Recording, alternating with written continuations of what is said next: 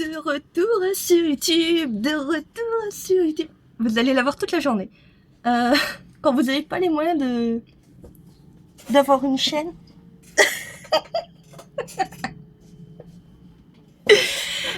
Elsa Ferra, la dévote sumérienne la plus pauvre de France. On se retrouve pour une vidéo, la première de cette playlist d'ailleurs. C'est une journée dans la religion sumérienne, donc là on va vraiment transposer par rapport à l'époque. Vous allez voir, on va pas faire la méthode moderne. C'est sur TikTok, je pense que j'en parlerai, ou peut-être dans une autre vidéo. Je vous montrerai comment je transpose le côté historique de la religion de l'époque de mon côté à moi, parce que bah voilà, hein, il y a 4000 ans qui s'est écoulé. Déjà le matin, on pratique la purification. Alors, c'est l'ablution. Oui, c'est un nom un peu compliqué. Vous allez voir, c'est très simple. On se réveille, on fonce vers un bassin rituel qu'on appelle l'Apsu. D'ailleurs, faut le savoir, mais dans le temple d'Enki, il y avait un bassin spécifique où justement on faisait les sanctifications, alias plus tard ce qu'on appellera un baptême chez les chrétiens. Mais les pratiquants, hein, faut savoir qu'ils avaient des micro-bassins qu'on pouvait faire sanctifier soi-même en faisant appel à la déité directement chez soi. C'est pour ça que d'ailleurs, dans beaucoup de rituels, j'en ai pas à l'arrière, mais on peut utiliser un bol, donc un bol classique. On fait comme avec les prêtres chrétiens, donc quand ils font des prières, etc. On fait bénir l'eau et ensuite on peut l'utiliser pour se purifier ou tout simplement comme offrande ou autre. Voilà. J'ai dit que je faisais pas de parallèle, hein. Je suis en train de le faire, je me contredis. Alors à l'époque, le matin, on faisait une offrande au dieu de la ville, parce qu'il faut savoir qu'en Mésopotamie, chaque cité avait son dieu. Donc par exemple, on a Uruk, c'est Inanna. Ensuite, on a Nippur, c'est Enlil, etc. Ur, on a Nana. Que je confonde pas avec mes personnages de roman. Oui, parce que du coup, j'ai mixé. Enfin bref. Tout le monde s'en tape.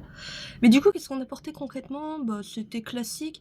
Hein, ça change pas trop, hein, les offrandes de l'Antiquité ou les offrandes contemporaines ou autres. Ça, c'est toujours de la nourriture, notamment du pain, de la bière. Alors, vous allez me dire pourquoi de la bière? Parce que les dieux sumériens adorent la bière. D'ailleurs, si on croit à la mythologie, c'est un dieu spécifique qui a apporté cette pratique chez les mortels. Voilà. Il leur a enseigné l'art de créer des dates, du lait, et bien sûr, on avait les offrandes animales, donc entiers. Mais ça coûtait vraiment très cher. C'était réservé quand même à des personnes qui avaient beaucoup de moyens. C'était surtout la royauté ou la haute noblesse, si je puis dire. Et là, vous allez me dire, bah, quoi ça sert? Bah, parce qu'en fait, à l'époque, faut savoir que les statues, bon, je vais faire un gros travers, mais les Sumériens et les Mexicains, alias les Aztèques, ils ont un truc symétrique, c'est que pour eux, les statues, elles étaient animées par la déité. Donc en fait, il fallait les nourrir. Un petit-déj, en fait. D'ailleurs, il me semble qu'il y a la même chose chez les Égyptiens, sauf que la différence entre les Sumériens et les Égyptiens, c'est que les Sumériens, vous pouviez avoir accès à la statue, alors que les Égyptiens, pas du tout. Elles étaient souvent cachées dans des temples pour les prêtres. En fait, il y avait des miniatures dehors qui étaient souvent déposées, on va dire, sur une marche ou, je sais pas, un bout de mur. Et c'était pour les gens du peuple, voilà. Alors que les Sumériens, c'était plus... voilà, on pouvait voir Enki en direct, en mode « Coucou, salut, ça va ?» Plus on offre de dons à la déité, plus elle est clémente. Alors, en milieu de matinée, on travaille, on bosse, mais par contre, bosser, c'est vraiment bien vu. Ça serait jamais de le raconter, ça, mais moi-même, ça m'a traumatisée.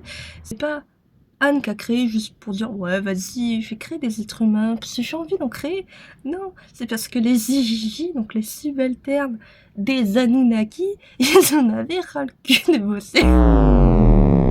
Du coup, concrètement, qu'est-ce qu'on fait? On cultive les champs du temple, on gère les troupeaux, fabrique des objets, tenir des comptes aussi, parce que les temples, c'est pas uniquement des lieux de culte, c'est vraiment, c'est la mairie, c'est la préfecture, c'est fait tout le truc, c'est le palais de justice, et il y a tout dans un seul bâtiment. On transporte les denrées, Et surtout, on entretient les bâtiments. Donc, quand je dis AVC, quand on entretient un bâtiment, c'est soit au niveau de l'architecture, soit tout simplement on balaye, on nettoie, on récure. Enfin, alors le midi, on chante des cires. Vous devez dire, mais qu'est-ce que c'est que ça? Bah, c'est des hymnes en fait. Donc que ce soit des incantations, des prières, des passages mythologiques. Voilà. Alors par contre, c'est accompagné de lyres de tambours, de flûtes et les voix des participants, ce qui paraît logique. D'ailleurs, petite subtilité, hein, pourquoi on chantait? C'est tout simplement pour apaiser la déité. Hein. Faut pas oublier que là, les gens, ils sont encore avec la statue. Hein. On ne le lâche pas. C'est le pote, voilà. C'est pour ça que j'ai toujours mon passe de zoo. Bon, l'après-midi, qu'est-ce qu'on fait? Bah, les gens, ils continuent de travailler. Par contre, les prêtres, c'est là où il y a les lieux d'action spirituelle. Donc, il y a les barous. Donc, eux, vous connaissez déjà, j'en ai traité un petit peu vite fait. C'est les personnes qui sont devins, donc qui font la lecture de l'avenir. Surtout dans des entrailles d'animaux, mais pas que. Sipou font des exorcismes. Et par contre, la différence, c'est que un assipou n'exorcise pas forcément par rapport à un démon, parce que les démons sont ambivalents. Ça peut être tout simplement, je sais pas, une mauvaise poisse. C'est pas forcément des trucs spectaculaires en mode il va grimper au plafond, avoir la tête à l'envers. Hein. Au niveau du soir, concrètement, qu'est-ce qu'on fait en tant que pratiquant à l'époque? Et bah, tout simplement, c'est très simple. C'est que ils sont assez libres. On peut choisir de prier ou pas. Il faut savoir que les Sumériens, ils avaient beaucoup, soit des idoles ménagères, entre guillemets, donc des petites miniatures, des amulettes, voire parfois des symboles de la déité. Et en fait, ils sont libres de prier comme ils veulent, quand ils veulent et s'ils veulent. Bon, la nuit, dans les grands temples, il y a un truc très spécifique, c'est qu'on couche la statue. Ça veut dire ils sont cons, quoi. Et comme je vous ai dit plus haut, en fait, la statue, elle est vivante. Enfin, elle n'est pas vivante au sens où elle bouge, elle n'est pas dans la nuit au musée, mais elle est empreinte de la sonorité ou de l'essence divine. Donc du coup, les mortels, ce qu'ils font, c'est qu'ils la lavent, ils l'habillent. Oui, on change la statue de tenue, on la parfume et on la couche. Oui, ça m'avait dérobé un sourire quand j'avais appris ça.